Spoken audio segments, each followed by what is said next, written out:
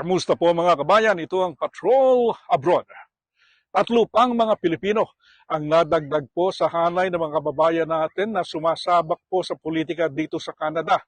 Sa pagkakataong ito, sa pamamagitan ng pagtakbo sa darating na municipal elections sa British Columbia ngayong Oktubre.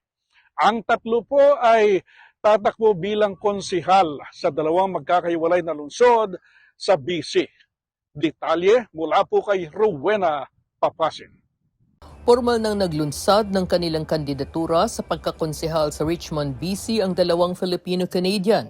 Magkasamang tatakbo sa ilalim ng partidong We Are Richmond, sina Tony Ortega, founder at president ng Cebuano Society of British Columbia at dating board member ng Filipino BC, at ang Vancouver realtor, church volunteer at pickleball coach na si Mario Cruz. I believe you deserve, someone, a public servant that listens, a public servant that's transparent, accountable, and connected to the community.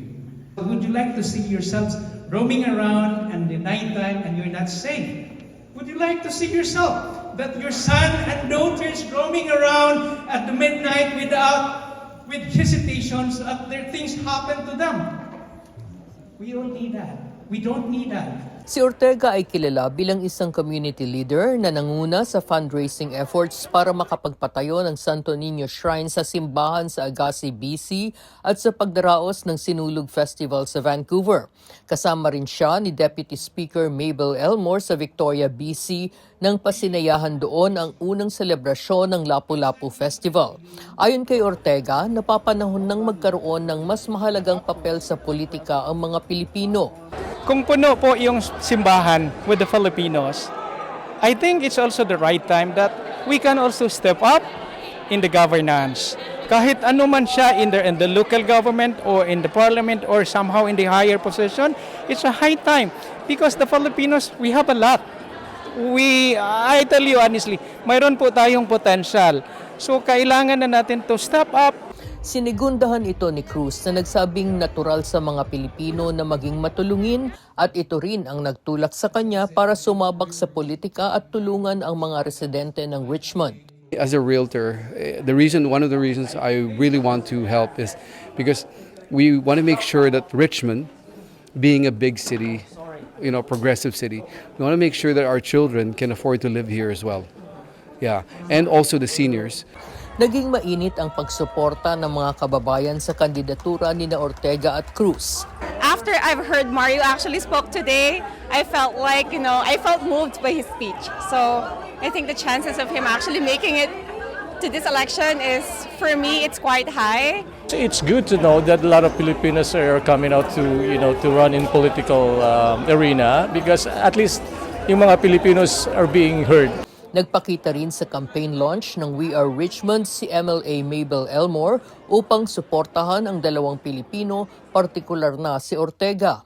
Malapit si Elmore kay Ortega na gaya ng kanyang ina ay tubong Cebu rin. I've always said that the Filipino community, it's a large community, nearly 200,000 in British Columbia. I've always said there's a lot of talent, there's a lot of potential to step up and lead, right across all different sectors. And so I'm really happy to see, more people stepping forward to run for elected office. We have municipal elections coming up and I'm here in Richmond to support Tony Ortega, who's running for Richmond City Council. So it's exciting. Samantala, sa municipal elections naman sa City of Port Coquitlam, BC, tatakbo rin sa pagkakonsehal ang Executive Director ng She Plays Sports Society na si Dehara Thompson. Si Thompson ay isang dating soccer player at ngayon isang professional coach. Ang ina ni Thompson ay Pilipina habang tubong Cape Town, South Africa naman ang kanyang ama. My platform is 4 priorities, which is affordable housing, and building complete communities, which includes sports and recreation, and taking care of our seniors, as well as fiscal spending as well. Ayon kay Elmore, bilang unang Filipino-Canadian na nahalal bilang member of the Legislative Assembly ng BC, karangalan niyang mabuksan ang pinto para sa pagtakbo sa politika ng mas maraming Pilipino. May payo rin si Elmore sa mga kababayang kumakandidato. First step is finding a team that they feel shares their values to work together. Municipal campaigns, they're very big and large, and so it's good to work together with a team. And then, what's in their heart. I always really advise people, the principle of public service, serving the community is important, and to really communicate that. Tatlo iba pang Pilipino ang nauna na ring nagdeklara ng kanilang kandidatura, sina Noemi Victorino at Narima de la Cruz sa pagkakonsehal sa Surrey, BC at si Armor Valor Corrales sa pagkakonsehal sa Vancouver. Mula sa Richmond, British Columbia, ako si Rowena Papasin, ang inyong Patrol Abroad.